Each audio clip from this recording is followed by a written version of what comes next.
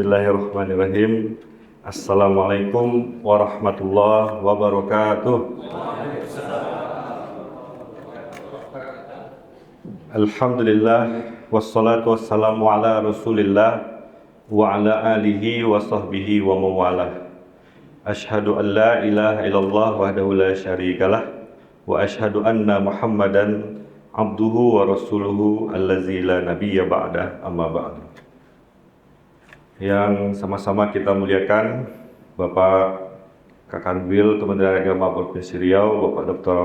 Haji Mulyadi MPD, kemudian Pak Kabak TU, Pak Dr. Haji Rahmat Suhadi. Saya lihat juga hadir Pak Kabid Pakis, Pak Dr. Haji Syahrudin MSy, Kabid Murais, Kabid Penais, Pak Mas Ciki Amri, Bapak-bapak, Ibu-ibu, para hadirin dan hadirat jamaah sholat zuhur Musalla Kanwil Kementerian Agama Provinsi Riau yang dirahmati Allah. Pertama-tama tentu kita bersyukur kehadiran Allah atas nikmat yang diberikan kepada kita. Pada siang hari ini kita masih diberikan kesehatan dan kesempatan oleh Allah Subhanahu wa taala sehingga kita bisa menikmati seluruh rangkaian ibadah-ibadah di dalam bulan suci Ramadan. Mudah-mudahan Ramadan 1446 Hijriah ini adalah Ramadan yang terbaik dalam hidup kita dan meningkatkan kualitas diri kita menjadi insan yang bertakwa. Salam beserta salam tak lupa kita hadiahkan kepada junjungan alam Nabi besar Muhammad sallallahu alaihi wasallam dengan mengucapkan Allahumma sholli ala sayyidina Muhammad wa ala ali sayyidina Muhammad. Dah lama rasanya ceramah di masjid Mushola Amal Ikhlas ini setiap Ramadan, tapi tahun inilah yang agak lain sedikit. Karena memang kalau dulu ceramah-ceramah sebelumnya di Ramadan sebelumnya Kakanwilnya nggak pernah atau jarang hadir. Nah, kalau ini belum kita hadir, Pak Kanwil sudah hadir. Jadi akhirnya kata Pak Kabak tadi, bodobok jantung awak abadnya. Salah-salah cakap bisa sambut tali akiok gitu kan.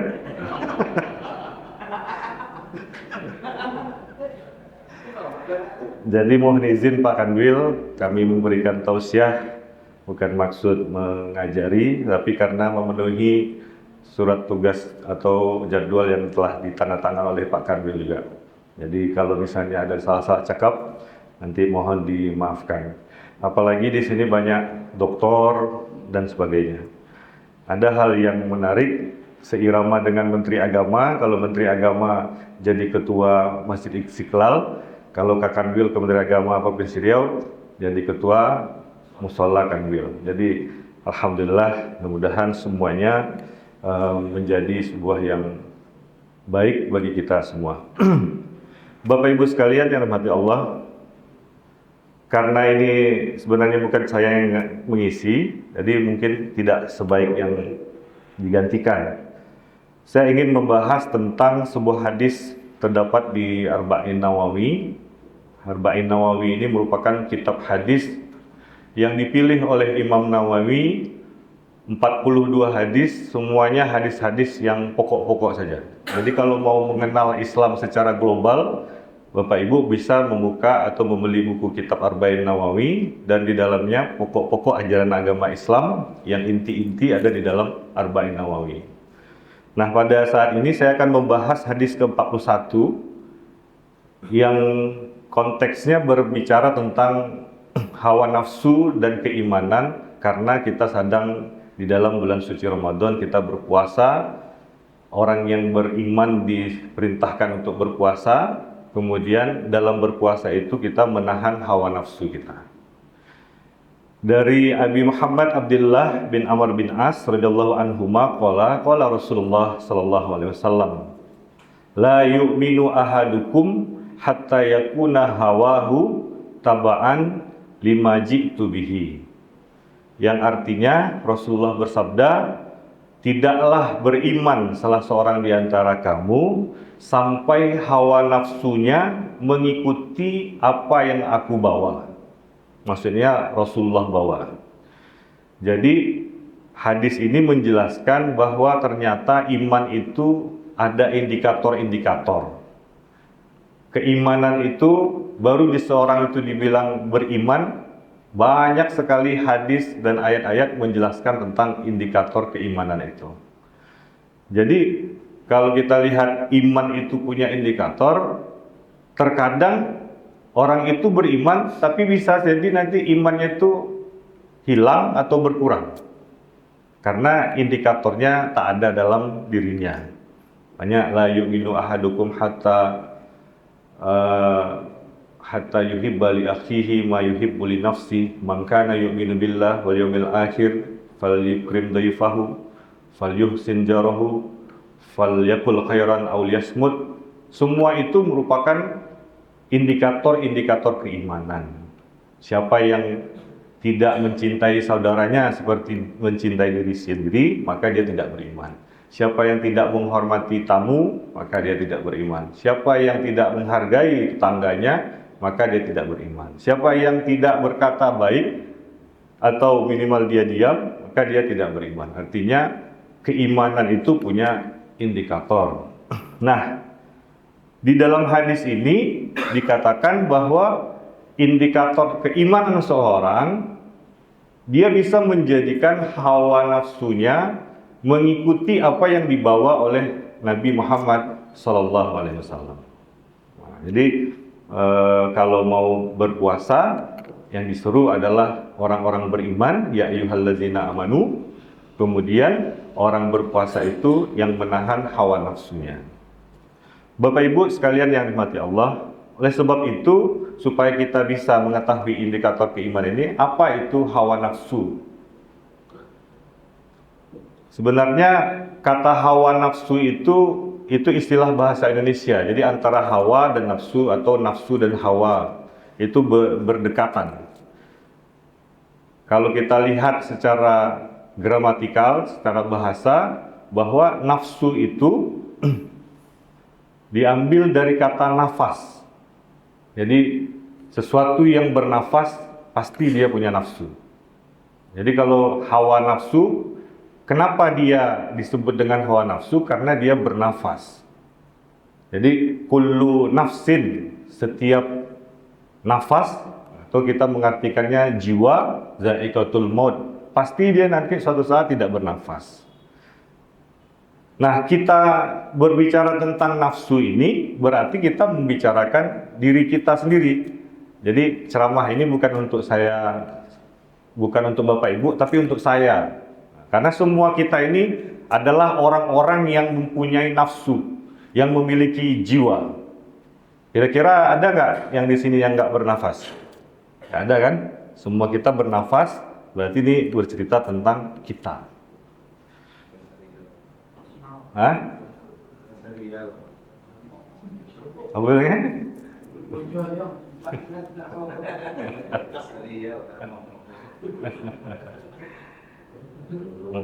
Mbak Nasri bernafas kan?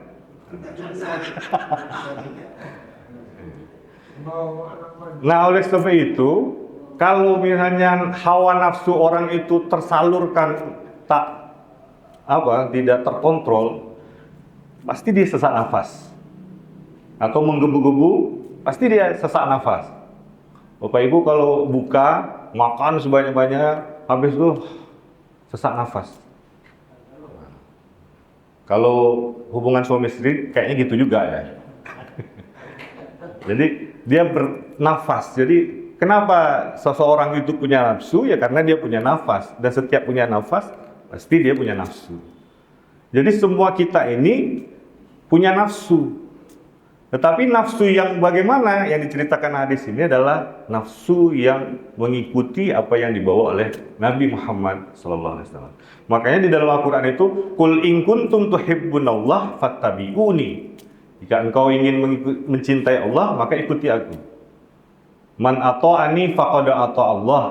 Kata Rasulullah, siapa yang taat kepadaku, maka dia taat kepada Allah. Siapa waman asoni faqad asallah. Siapa yang maksiat, yang tidak patuh kepadaku, maka dia tidak patuh kepada Allah. Jadi standarisasi indikator iman itu adalah nafsu itu harus mengikuti apa yang dibawakan oleh Nabi Muhammad SAW. Oleh sebab itu, Bapak Ibu sekalian, nafsu itu bisa dia seperti pisau bermata dua. Bisa dia diarahkan kepada yang positif, bisa diarahkan ke yang negatif. Kalau dia mengikuti apa yang dibawa oleh Nabi Muhammad, berarti dia positif. Makanya di dalam surat Asy-Syams, wa nafsi wa ma sawwaha fa alhamaha fujuraha wa taqwaha qad aflaha man zakkaha wa qad khaba man dassaha. Dan demi nafsu yang diciptakan Allah, maka dia diberikan ilham untuk fujuraha dan wa taqwa. Dia berpotensi positif dan negatif. Qad aflaha man zakkaha. Maka beruntung orang yang mensucikan nafsu tadi, dan sengsaralah orang yang mengotorinya. Kira-kira begitu. Jadi nafsu itu bisa dibawa ke positif, bisa dibawa ke negatif. Dan nafsu itu tidak mungkin dihilangkan. Misalnya kita sering, kenapa berbuat dosa? Karena punya nafsu. Ya udah kita hilangkan aja. Nggak boleh. Karena memang dia melekat di dalam diri kita karena kita punya nafas dan kita punya nafsu tadi. Oleh sebab itu Bapak Ibu sekalian, di dalam Al-Quran itu ada 3 sifat nafsu yang dijelaskan di dalam Al-Quran. Pertama, nafsu amarah. Di dalam surat Yusuf itu dikatakan, innan nafsa la amaratun bisu illa ma rahima rabbi. Inna rabbi ghafurur rahim. Sesungguhnya nafsu itu cenderung membawa kepada kesalahan. Kecuali yang dilindungi, dikasihi oleh Tuhan. Sesungguhnya Tuhanku Maha Pengampun lagi Maha Pengasih. Nah, oleh sebab itu Bapak Ibu sekalian, setiap yang punya nafsu pasti punya salah. Pasti dia bersalah karena memang sifat nafsu itu dia bisu, sering kesalah. Jadi kalau misalnya kita berbicara tentang nafsu, kita semua ini pasti punya salah. Ada enggak kita yang di sini yang tak pernah punya salah? Kayaknya ada istilah pepatah Arab itu, al-insan mahallul khata' wan nisyan. Manusia itu karena nafsunya, dia adalah tempat salah dan tempat lupa. Jadi semua kita ini pasti pernah punya salah. Semuanya kita ini pasti pernah punya dosa. Siapa yang paling baik? Khairunna dibilangnya situ khairul khata'ina tawwabun, ya. Sebaik-baik orang yang bersalah, orang yang mau bertaubat atau memohon maaf, meminta ampun. Jadi salah itu pasti kita semua bersalah. Nah, kalau dengan Allah kita bertaubat meminta ampun. Tapi kalau sesama manusia, kita minta maaf. Karena ada kita minta maaf, itulah nafsu yang taqwaha tadi. Qad aflaha man zakkaha tadi. Meminta maaf ke kita bersalah. Nah, ketika kita ada orang bersalah minta maaf, kita memaafkan orang yang bersalah. Itu yang qad aflaha man zakkaha. Tapi kalau misalnya tidak memaafkan, wa qad khaba man dassaha. Jadi nafsu itu selalu mengarah kepada kesalahan-kesalahan. Jadi kalau misalnya tidak paham dengan nafsu, akhirnya kita ini kemana-mana bisa terbawa-bawa. Yang kedua, kata Al-Quran tentang nafsu, jenis-jenisnya nafsul lawwamah. Di dalam surat Al-Qiyamah itu disebutkan la uqsimu bin nafsil, la uqsimu bin yaumil qiyamah, la uqsimu bi yaumil qiyamah, wa la uqsimu bin nafsil lawwamah, ayahsabul insanu allan najma'a 'izamah bala qadirina ala an nusawwiya banana. Wala uqsimu bin nafsil lawwamah. Sungguh kata Allah, aku bersumpah dengan nafsu yang lawwamah. Apa itu nafsul lawwamah tadi? Kalau yang tadi cenderung kepada kesalahan, nafsul lawwamah ini cenderung penyesalan. menyesal. Karena dia buat salah, habis itu nyesal. Waduh, ketika sudah terlakukan itu, dia nyesal. Jadi semua kita ini pasti pernah menyesal karena telah melakukan sesuatu yang jahat atau yang salah tadi. Jadi itu sifat nafsu. Kemudian yang ketiga, di dalam Quran itu ada kata nafsu itu an-nafsul mutmainnah. Ya ayyatuhan nafsul mutmainnah irji'i ila rabbiki radiyatan mardiyah fadkhuli fi ibadi wadkhuli jannati. Hai nafsu yang tenang, jiwa yang tenang, irji'i ila rabbiki radiyatan mardiyah. Kembalilah kepada jalan Tuhanmu dengan ridho dan diridhoi. Fadkhuli fi ibadi wadkhuli jannati. Masuklah dalam kelompok hamba-hambaku dan masuklah ke dalam surgaku. Makanya contoh yang disebutkan di dalam Quran itu yang ketiga ini yang baiknya. Ada nafsu itu tenang. Dia tidak kasak kusuk. Nah, jadi tenang ini menjelaskan kepada kita bahwa inilah yang bentuk nafsu yang positif. Makanya kita cenderung kepada kebenaran, kejujuran, ya, cenderung kepada berbuat baik kepada saudara, berbuat baik kepada tetangga, dengan orang tua. Semuanya itu merupakan tanda-tanda daripada an-nafsul mutmainnah. Makanya Bapak Ibu sekalian, di dalam Quran disebutkan bahwa nafsu yang bisa kita jaga, maka ganjarannya surga. Fadkhuli fi ibadi wadkhuli jannati. Di dalam surat yang lain dikatakan fa amma man khafa maqama rabbih wa nahan nafsa 'anil hawa fa innal jannata hiyal ma'wa. Siapa yang takut dengan Tuhannya dan dia bisa menahan hawa nafsunya, maka surgalah tempat dia kembali. Jadi Bapak Ibu sekalian, bagaimana cara melatih supaya nafsu ini lebih cenderung kepada mutmainnah dan tidak kepada amarah dan lawamah? Saya rasa Ramadan inilah jawabannya.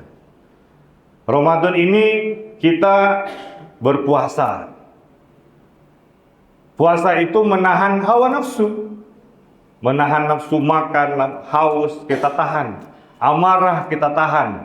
Jadi puasa ini mengajarkan kita untuk melatih zakkaha, waman qad aflaha man zakkaha tadi. Yang kedua, sering berzikir atau membaca Quran. Alhamdulillah kita Ramadan ini sudah 2 minggu, udah masuk minggu kedua kita membaca Al-Quran. Kami di bidang haji Pak Kanwil sudah kami bagi-bagi, insya Allah sesuai yang dinotadinaskan, kami sudah sampai juz 27 dari 25, 26, 27, besok terakhir sudah kami bagi-bagi. Dan Alhamdulillah setiap pagi kita semuanya membaca Al-Quran. Mudah-mudahan itu melatih supaya nafsu kita itu arahnya qad aflaha man zakkaha tadi. Kemudian apalagi yang mesti kita apakan? Berzikir. Alhamdulillah semua kita, saya lihat zikir kita Ramadan ini sangat-sangat luar biasa. Sampai pokoknya kita semua alhamdulillah sudah zikirnya luar biasa. Kalau kita dicontohkan oleh Pak Kanwil berzikir, ya kita semuanya ngikut aja. Lagi kalau misalnya sempat yang azan tuh Pak Kanwil, semuanya pasti di masjid semua. Jadi mungkin itulah Bapak Ibu sekalian, mudah-mudahan beruntunglah kita sebagai umat Islam punya ada ibadah puasa sehingga ditahanlah hawa nafsu itu kepada yang baik. Mungkin hanya itu yang dapat saya sampaikan. Saya rasa tidak ada tanya jawab. Karena memang semuanya sudah tahu semua. Yang bertanya lebih tahu daripada yang ditanya, insya Allah. Mohon maaf Bapak Ibu kalau ada kesalahan kekurangan, karena kadang-kadang saya walaupun berbicara tentang nafsu, hawa nafsu saya juga kadang-kadang tidak terkontrol, ya. Apa Bapak?